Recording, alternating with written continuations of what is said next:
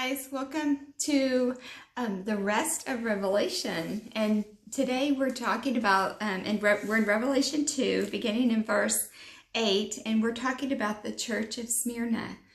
Before we read the scriptures, I first just want to apologize that I'm going to be referring to my notes a lot today because there's 11 pages of notes to get through. The Lord just showed me so much through this church. Each of the churches have a theme, and this theme is suffering, is the persecuted church. Yet this is the only church that Jesus did not have he didn't have accommodation for. He didn't have anything wrong with them. He didn't see anything wrong with them. That he never said, but this I have against you. He didn't say that for this church because they were glorifying him, even though they were going through great persecution. And it's so often that sometimes we see people suffering, or we see suffering happen, and we wonder, why does God let that happen? But yet, as we learn in this, we can learn a lot, that sometimes God is most glorified in sometimes the most difficult situations, as was with this church, that the enemy himself was attacking them when they were very weak, and yet God was going to take that attack and use it as a test. And we know that Jesus always passes his test, and we see that this church passed the test. And so we can learn so much from them, just about how to be steadfast and to keep our eyes laser focused on the Lord, even when all else is taken away, except our one thing that we have, which can never be taken away, which is our view of Jesus. So with that, I just want to begin. I want to share with you first that Smyrna, it was, when I first read about this, I thought, wow, this church was so poor. They were in such poverty. This must have been a very poor area, but it was actually quite the opposite. It was a beautiful place, a place that was very wealthy. It had mountains that came to a crown, and when the sun shone on them, it looked golden. And they called it the circle of life, or the crown of life, which is funny because we're going to see that the Lord actually offers them the crown of life for those who overcome. But it was called the crown, the golden crown, and the mountains, when the sun would shine on them, it looked like a golden crown. It was the first place that Caesar declared himself as Lord.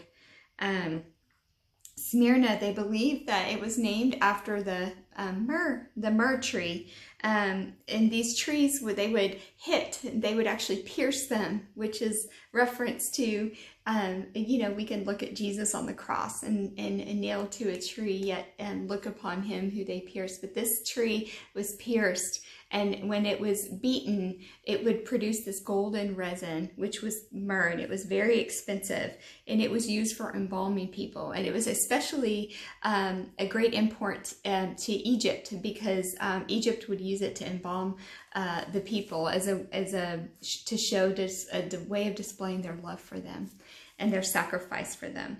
It was myrrh was represented great sacrifice because of its expense. It was shows a devotion of love to be able to anoint someone with myrrh. And we know that when Jesus was born, there were 3 gifts given. There were gold, frankincense, and myrrh. And it was actually myrrh that was one of these that was given to him, and by the wise men. They believe that this church in Smyrna was started by Paul or by his disciples. And as I mentioned, there was no rebuke or exhortation given to them. They were doing well at loving Jesus, but they did not have much. In fact, they didn't have anything. And Jesus said, "Remember, it is I who am your life."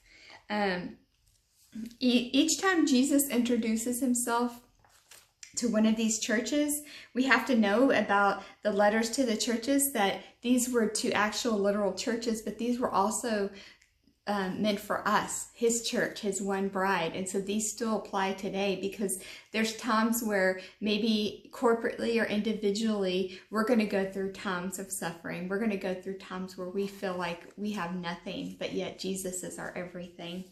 And so he wants us to remember that he is our life. And so he's introducing himself to them personally. And he says, "I am blank. And this represents him in a way that only makes himself personal to you. Just as he did this to these churches, he does this for us. So I'm going to go ahead and read the first part of these verses. And so I'm in Revelation 2, beginning in verse 8, where it says, to the angel of the church in Smyrna, write, these are the words of him who is the first and the last, and who died and who came to life again. I know your afflictions and your poverty, yet you are rich. I know the slander of those who say they are Jews and are not, but they are a synagogue of Satan. Do not be afraid of what you are about to suffer. I tell you, the devil will put some of you into prison to test you, and you will suffer persecution for 10 days. Be faithful even to the point of death, and I will give you the crown of life. Remember, we talked about that crown of life in those mountains, but he's got a crown of life in heaven that he's giving us. He who has an ear, let him hear what the Spirit says to the churches. He who overcomes will not be hurt by the second death.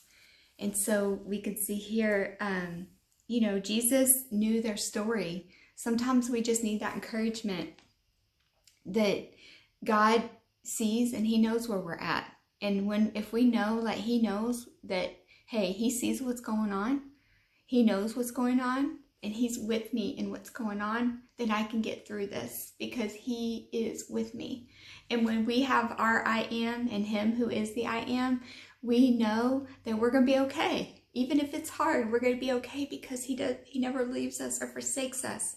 And so he was saying that to this church. He's saying, I know where you are. I know what you're enduring, but you are not alone. I am with you, and I will not leave you or forsake you. And that is good news to them, and that is good news to us today.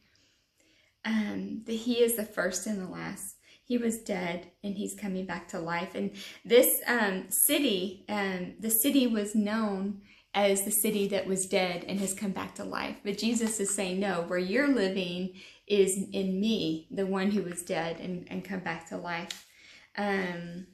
So he is giving us the aroma, which is the aroma of life. Because myrrh sets off a very beautiful aroma. And he gives us that aroma of life, even through affliction. And verse 9, he says, I know your afflictions and your poverty, yet you are rich. I know the slander of those who say they are Jews and are not, but are a synagogue of Satan.